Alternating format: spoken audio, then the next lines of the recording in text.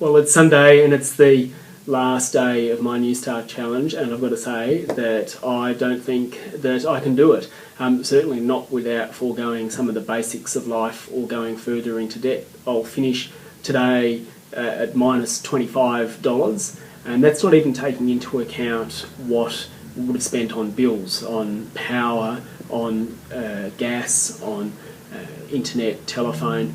And if you make any assessment for all of those, probably up somewhere closer to $70 in debt. Now, let's assume that I'm able to work a few hours a week and bring that down a bit. Even so, I'll end up this week somewhere around about $48 in debt.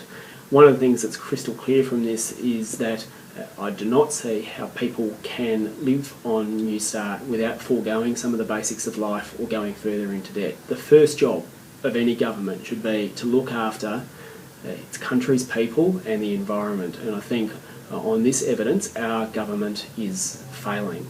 We urgently need to boost Newstart because not only is it low, but it's actually a barrier to people finding work. Now, one of the things that's also clear from my week is that there's very little buffer if anything unexpected happens. I spent $10 on unexpected transport to get myself to what could have been a job interview.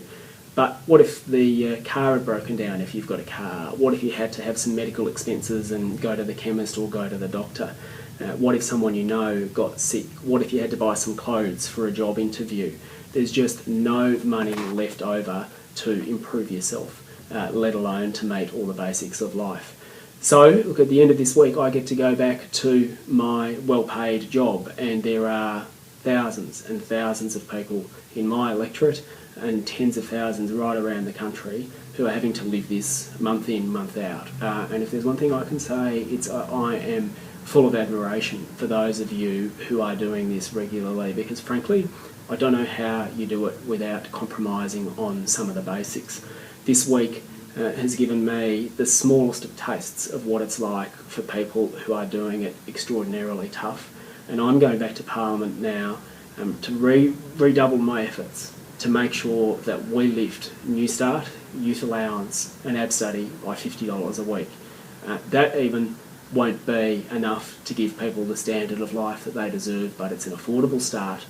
It will make a difference, and I hope that my fellow members of Parliament are prepared to look after the people in this country who've fallen on tough times and who are doing it hardest, and back the Greens bill to boost Newstart by $50 a week.